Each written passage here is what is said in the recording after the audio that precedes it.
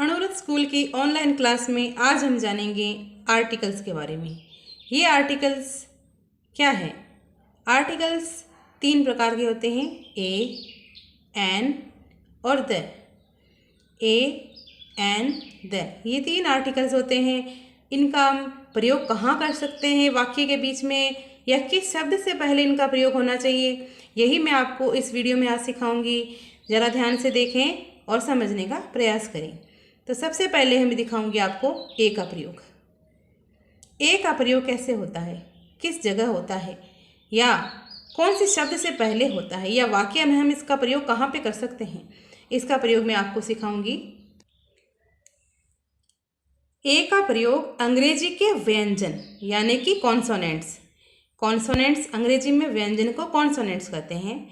B, C, D, F, G, H, J, K, L, M, N, P, Q, R, S, T, U, V, W, X और Y, Z, ये होते हैं consonant. यानी कि ए, ई, आई, ओ, you ये vowels होते हैं, इनको स्वर कहते हैं। ये इनको ए, ई, आई, ओ, यू को छोड़कर जितनी भी ए, बी, सी, डी यानी कि अल्फ़ाबेट्स बचती हैं उन्हें हम कॉन्सोनेंट कहते हैं। जो शब्द अंग्रेजी के व्यंजन, अंग्रेजी के कॉन्सोनेंट तो शुरू होता है और हिंदी के व्यंजन की ध्वनि देता है। हिंदी के व्यंजन आपको पता है, ये क, ख, ग, घ, च, छ जैसे लेकर ज्ञ तक, ये जितने भी ये वर्ण हैं, क से लेकर ज्ञ तक की वर्णमाला जितने भी हैं, ये सभी व्यंजन कहलाते हैं।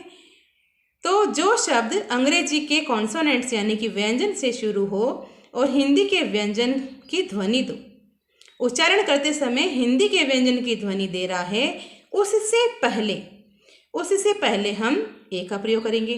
जैसे ए कैट, कैट क की ध्वनि दे रहा है, कैट, ये देखिए क, कैट यानी बिल्ली, ए का प्रयोग हो गया। ए बैट, ब, ये देखिए ब व्यंजन में आ रहा है, बैट। ए टीचर, ये रहा ट, ये देखिए ये भी व्यंजन की ध्वनि दे रहा है, कॉन्सोनेंट की ध्वनि दे रहा है। अब ए स्टूडेंट, एक विद्यार्थी, स्टूडेंट स से ध्वनि दे रहा, स की ध्वनि दे रहा है, उच्चारण स से शुरू हो रहा है, आदि। अब है एन का प्रयोग। अंग्रेजी के स्वर यानी कि वोवल्स, ये वोवल्स अभी मैंने आपको ऊपर बताया था कि ए, ई, आई, ओ, यू ये वोवल्स होते हैं। इनसे छोड़कर जितनी भी ए, बी, सी, डी बाकी बचती है, जितने भी अल्फ़ाबेट्स बचते हैं, उन्हें व्यंजन कहते हैं। ये ए, ई, आई, ओ, यू वोवल्स हैं, ये स्वर हैं। तो अंग्रेजी के स्वर से तो शुरू होने वाले और हिंदी के स्वर यानी कि ए, आ, ई, उ, ए, आई, ओ, औ, अंग, ए, इनकी ध्वनि देने वाले शब्दों से पहले एन का प्रयोग होता है। जैसे एन ऑरेंज, देखिए ओ की ध्वनि दे रहा है, ये रहा ओ, स्वर की ध्वनि दे रहा है, इसमें भी देखिए ओ। एन एलिफेंट, ए की ध्वनि दे रहा है, ये देखिए ए एलिफेंट, ये ए मतलब ई की ध्वनि दे रहा है। एन इंजन, एक इंजन, आई की ध्वनि दे रहा है। ये एन एप्पल, ए की ध्वनि दे रहा है। ये तो हो गए, यानी कि जो शब्द अंग्रेजी के स्वर से शुरू हो रहा है और हिंदी के स्वर की ध्वनि दे रहा है, यदि हम उसका उच्चारण कर रहे हैं तो उसकी ध्वनि का जो पहला अक्षर है वो हिंदी के स्वर का हो तो हम एन का प्रयोग करेंगे। अब है द का प्रयोग। जो वस्तु संसार में एक ही हो, पूरे संसार में एक ही है, जैसे द सन, सूर्य पूरे संसार में एक ही है। द अर्थ, पृथ्वी पूरे संसार में एक ही है, इनके आगे द लगता है। या जो एक स्थान पर एक ही हो, यानी कि एक ही स्थान पर एक ही है, जैसे यदि हम कमरे में बैठे हैं तो द टेबल कमरे में एक ही है। The bed, the sofa, the chair, अगर कमरे में जो भी वस्तु वो एक ही होगी उसके आगे द लग जाएगा। यदि हम कक्षा में हैं तो द ब्लैक बोर्ड, हालांकि स्कूल में तो बहुत सारे हैं लेकिन उस समय क्लास में तो एक ही है ना, इसलिए हम इनके साथ यानी कि जो वस्तु एक स्थान पे एक ही है उसके आगे द का प्रयोग करेंगे। अब ये प्रतिष्ठित पद यानी कि बड़ा ही प्रतिष्ठित पद होता है, यानी कि जिस सम्माननीय पद, जैसे द प्राइम मिनिस्टर, प्रधानमंत्री, द हेडमास्टर, अपनी मतलब स्कूल के प्रधानाचार्य, और उन्हीं के तरह जैसे द चीफ मिनिस्टर मुख्यमंत्री, द मिनिस्टर मंत्री, होम मिनिस्टर गृह मंत्री, कोई भी सम्मानीय पद हो, किंग राजा ये भी सम्मानीय पद है आदि। अब है नदियों और पर्वतों के नाम से पहले। नदियों और महासागरों के नाम और पर्वतों के नाम। नदियों के नाम में महासागर के नाम भी इंक्लूड है और पर्वतों के नाम से पहले, जैसे द गंगा ये नदी हो गई। ऐसे हम बोल सकते हैं द प्रशांत महासागर, द हिंद महासागर, है ना। द हिमालय ये पर्वतमाला हो गई। पर्वतमाला के और भी नाम होते हैं, द अरावली, ये हो गए हमारे नदियों और पर्वतमालाओं के नाम, महासागरों के नाम। अब इस समाचार पत्रों तथा धार्मिक पुस्तकों के नाम से पहले। समाचार पत्र जैसे हमारे यहाँ पे आता है राजस्थान पत्रिका है, दैनिक नवज्योति है, दैनिक भास्कर है, इनके नाम से पहले भी द का प्रयोग होता है। कई समाचार पत्र और भी हैं जैसे पंजाब केसरी है, द टाइम्स ऑफ इंडिया है, तो उनके नाम से पहले भी हम द का प्रयोग करेंगे। और अब हो गई धार्मिक पुस्तकें।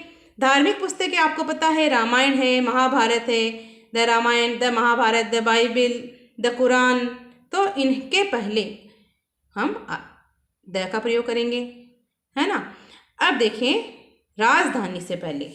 राजधानियों के नाम से पहले नहीं, क्योंकि राजधानी का नाम तो शहर का नाम हो जाता है, शहरों के नाम से पहले द नहीं लगता है, केवल राजधानी से पहले। जैसे the Jaipur is the capital of Rajasthan.